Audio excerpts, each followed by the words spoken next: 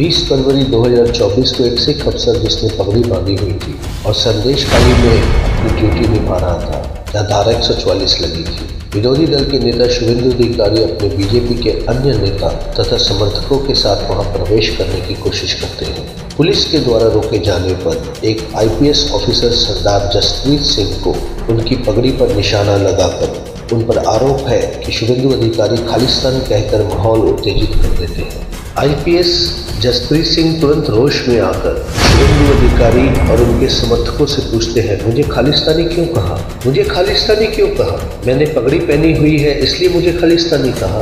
आपने मेरे धर्म का क्यों अपमान किया? क्या मैंने आपके धर्म के खिलाफ कोई टिप्पणी की है? फिर मेरे धर्म के खिलाफ आप क्यों बोले? शुभेंदु अधिकारी और भाजपा के खिलाफ इस बात को लेकर सारा सिख जगत गुस्से में सड़क पर प्रदर्शन करने उतर गया।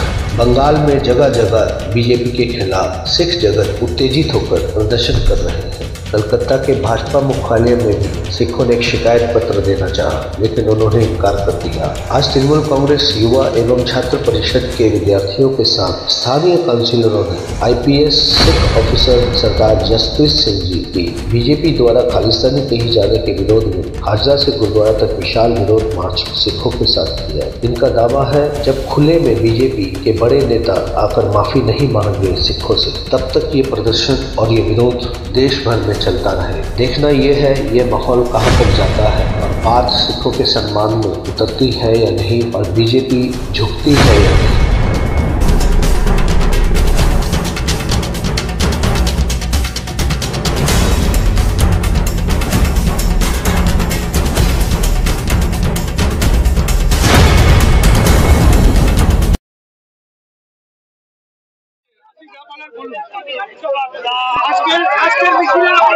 আজকে পশ্চিমবঙ্গ তৃণমূল ছাত্র পরিষদ এবং তৃণমূল যুব পক্ষ থেকে হঠাৎ করে তাৎক্ষণিকভাবে একটি প্রতিবাদ মিছিলের আয়োজন করেছে, যেখানে বিভিন্ন নেতৃবর্গ উপস্থিত আছে এবং শিখ সম্প্রদায়ের মানুষ উপস্থিত আছে।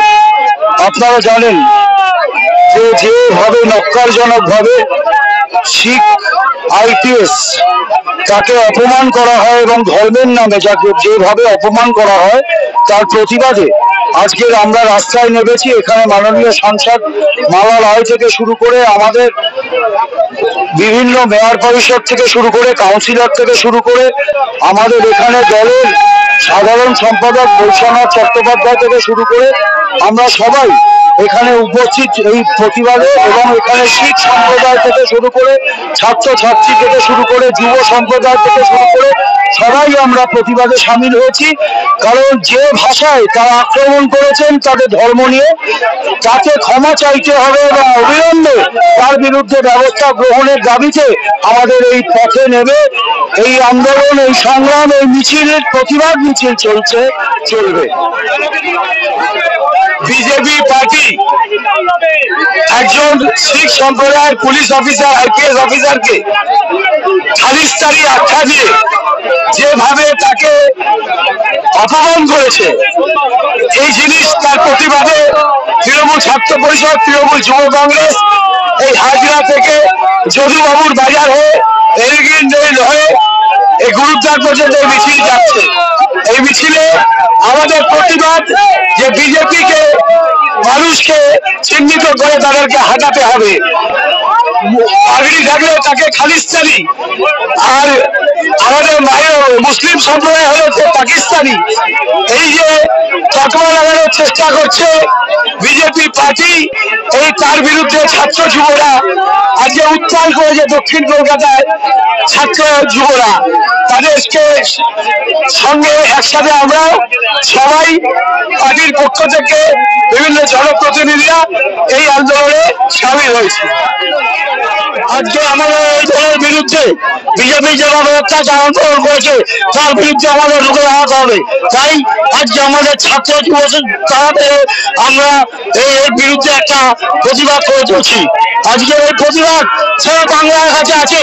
পঞ্জাবি সরকারদের খালিস্তান বলার অধিকার বিজেপিকে কে দিয়েছে?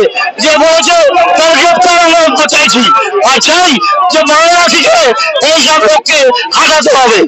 ধন্যবাদ। বিজেপিরা যেভাবে খালিস্তানি বলে একজন আইপিএস অফিসারকে, এবং সে শিখ সম্প্রদায়ের লোক, পুরো শিখ জাতিকে যেভাবে অপমান করেছেন এবং যে মন্তব্য করেছেন তারই নিন্দা করে আমরা আজকের এই মিছিল শুরু করেছি। এবং আমরা সর্বধর্মে বিশ্বাসী, সর্বধর্মকে আমরা সম্মান করি। শিখদের প্রতি বিজেপি নেতাদের এই মন্তব্য আমরা ভীষণভাবে নিন্দা করছি এবং এই মিছিলের মধ্য দিয়ে তার প্রতিবাদ জানাচ্ছি। আপনাদের দাবি কিছু আছে? ক্ষমা চাইতে হবে, প্রকাশ্যে ক্ষমা চাইতে হবে, আমার এবং কোনো বার্গেনিং নেই, ক্ষমা চাইতেই হবে।